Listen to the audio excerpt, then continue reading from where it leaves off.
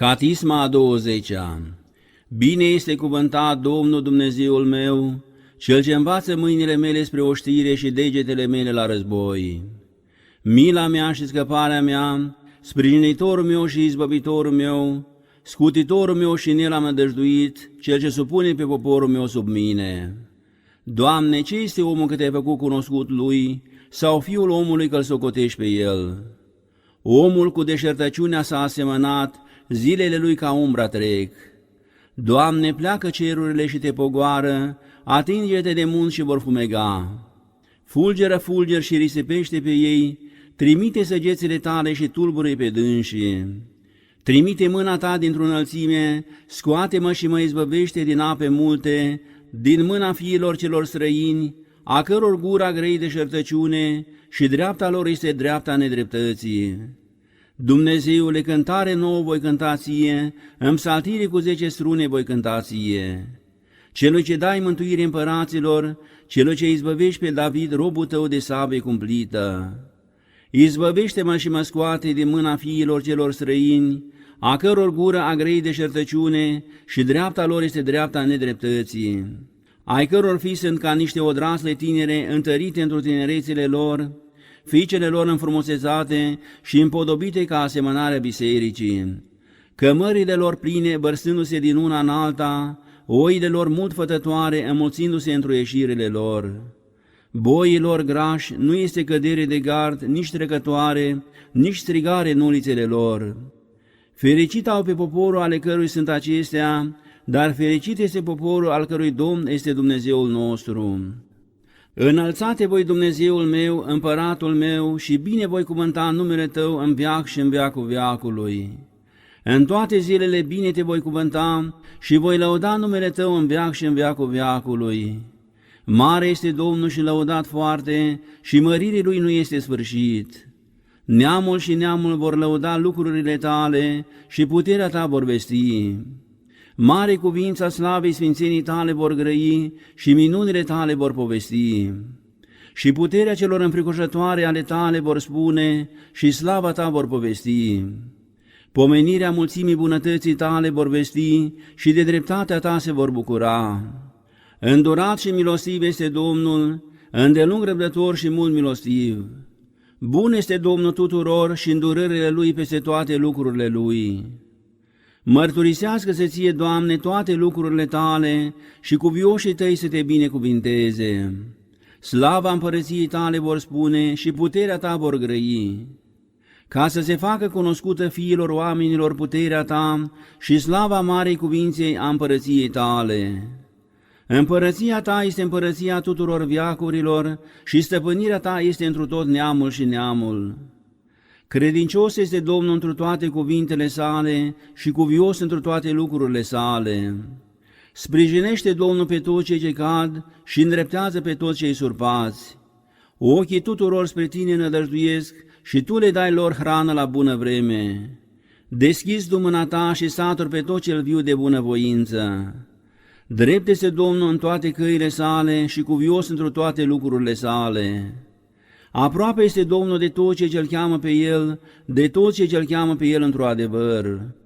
Voia celor ce se tem de El o va face și rugăciunea lor o va auzi și îi va mântui pe dânsii. Păzește Domnul pe toți cei ce-L iubesc pe El și pe toți păcătoșii va pierde. Lauda Domnului va grei gura mea și să binecuvânteze tot trupul numele cel sfânt al Lui în veac și în veacul veacului. Slavă Tatălui și Fiului și Sfântului Duh, și acum și pururea și în vecii vecilor. Amin. Aleluia, aleluia, aleluia, slavă ție, Dumnezeule! Aleluia, aleluia, aleluia, slavă ție, Dumnezeule! Aleluia, aleluia, aleluia, slavă ție, Dumnezeule!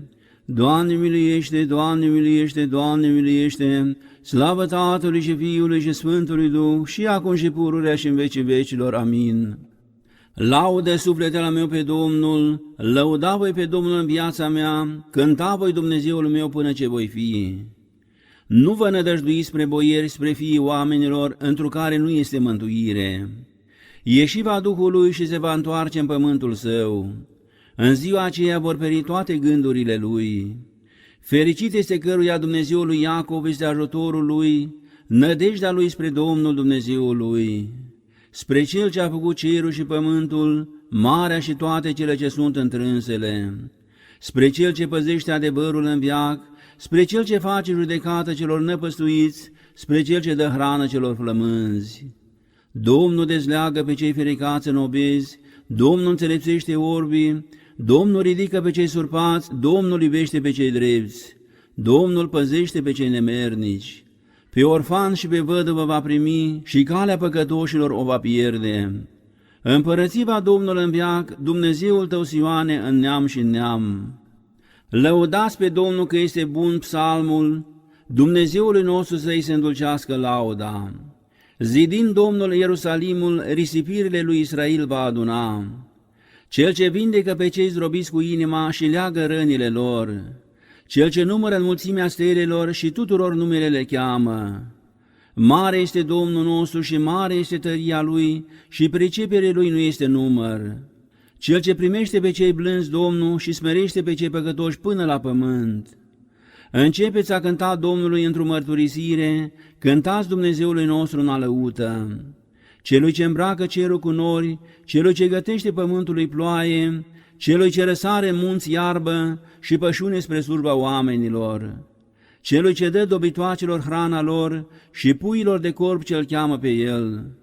Nu într-o puterea calului va voi, nici în pulpele bărbatului îi va plăcea. Bine va voi Domnul întru cei ce se tem de dânsul și întru cei ce nădăjduiesc în mila Lui. Laudă Ierusalime pe Domnul, laudă pe Dumnezeul tău, Sioane, că a întărit încuietorile porților tale, binecuvântată pe fiii tăi întru tine. Cel ce a pus la hotarele tale pace și cu grăsime de grâu te-a săturat. Cel ce trimite cuvântul său pământului, de grab aleargă cuvântul lui. Cel ce dă zăpada sa ca lâna, cel ce presară negura ca cenușa.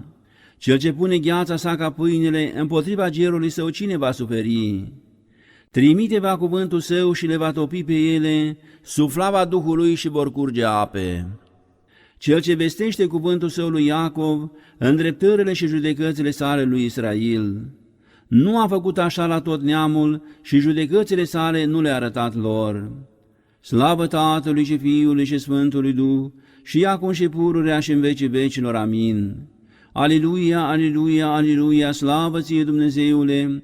Aliluia, aliluia, aliluia, slavă ție Dumnezeule! Aliluia, aliluia, aliluia, slavă ție Dumnezeule!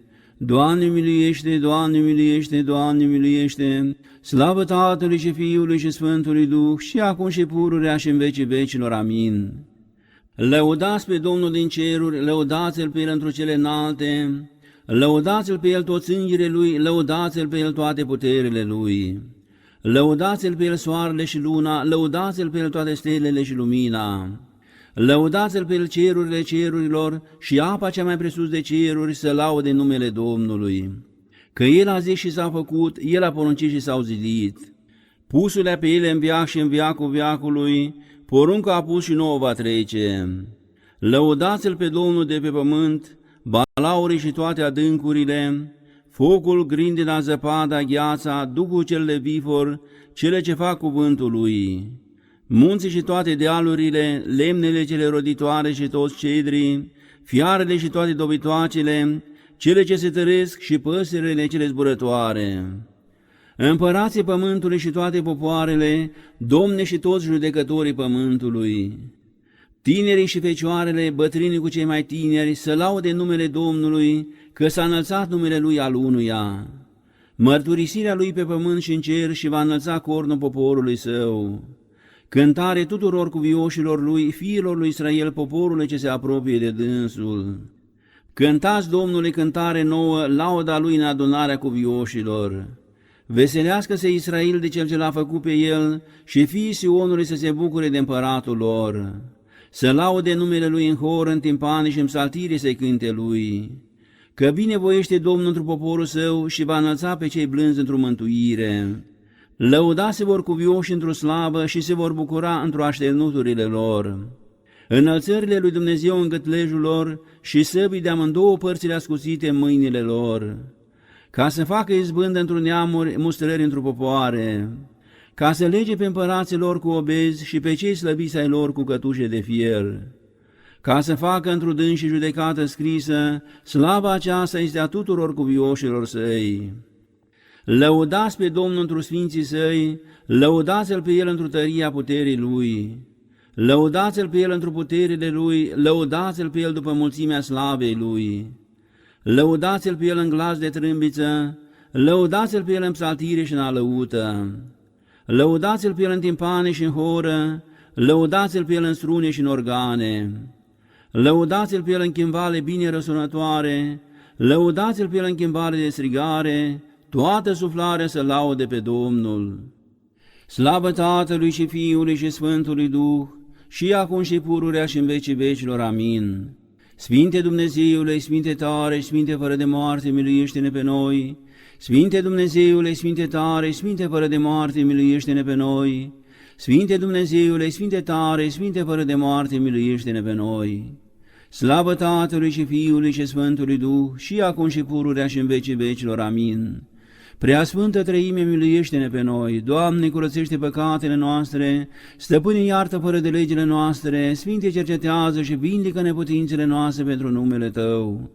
Doamne, miluiește, Doamne, miluiește, Doamne, miluiește. Slavă Tatălui și Fiului și Sfântului Duh, și acum și pururea și în vecii vecilor. Amin. Tatăl nostru care ești în ceruri, sfințească-se numele Tău, vie împărăția Ta, facă-se voia Ta precum în cer, așa și pe pământ. Pâinea noastră cea spre ființă dă-ne nouă astăzi și ne iartă nouă greșelile noastre, precum și noi iertăm greșiților noștri. Și nu ne duce pe noi în ispită, ci ne izbăvește de cel viclean. Că a Ta este împărăția și puterea și slava, a Tatălui și a Fiului și a Sfântului Duh, acum și pururea și în vecii vecilor. Amin. Plinirea tuturor bunătăților, Tu ești, Hristoase al meu, umplem de bucurie și de veselie sufletul și mă mântuiește ca un mult milostiv. Slavă Tatălui și Fiului și Sfântului Duh! De-am și greșit, Dumnezeule, Mântuitorul meu, înaintea Ta, dar alt Dumnezeu afară de Tine nu știu și la milostivirea Ta nădăjduiesc. Milostive Părinte și Fiule, unule născut, și Duhule Sfinte, primește-mă și pe mine, cel ce mă întorc, ca pe Fiul cel pierdut, și mă mântuiește. Și acum și pururea și în vecii vecilor. Amin. Altă scăpare și sprijin tare afară de Tine nu știu, Stăpâna mea. Deci ca ceea ce ai îndrăznire către Cel ce s-a născut din Tine, ajută-mă și mă miluiește pe mine, robul Tău. Doamne miluiește, Doamne miluiește, Doamne miluiește.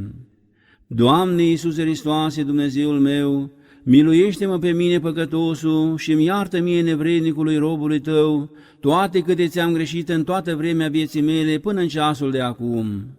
Și orice am greșit ca un om cu voie sau fără de voie, cu lucru sau cu cuvântul, cu mintea sau cu gândul, din nesocotință sau din înfumorare, din multă trândăvie sau din lenevie, ori de m-am jurat pe numele Tău cel sfânt, ori de am jurat strâmb, ori de am hulit în gândul meu, ori de am ocărât pe cineva, ori de am năpăstuit, ori am întristat și am mâniat pe cineva, ori am furat, ori m-am desfrânat, ori am mințit, ori am mâncat pe ascuns, ori pe vreun prieten care a năzuit la mine l-am trecut cu vederea, ori pe vreun frate l-am necăjit și l-am omorât, ori stând la rugăciune și la cântare, mintea mea cea rea a alunecat la răutăți, ori m-am desfătat peste cuvință, ori nebunește am râs, ori am spus glume, ori m-am trufit, ori la lucruri deșarte m-am gândit, ori la frumusețe străină am privit și am fost biruit de ea, ori am bărfit, ori la rugăciune m-am lenevit, ori porunca duhovnicului meu nu am păzit, ori vorbe deșarte am grăit, ori altceva rău am făcut.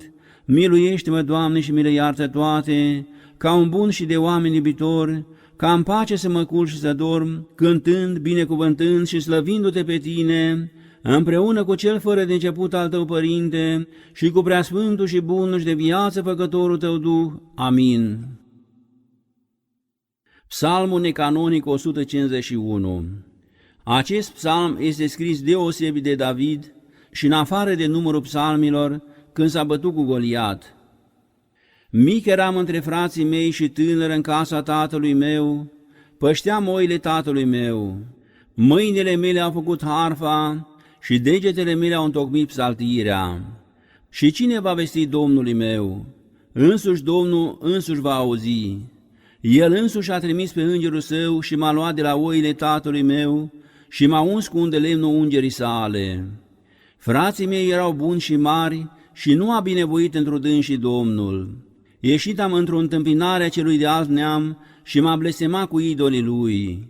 Iar eu, smulgându-i sabia, i-am tăiat capul și am ridicat ocara de la fiii lui Israel.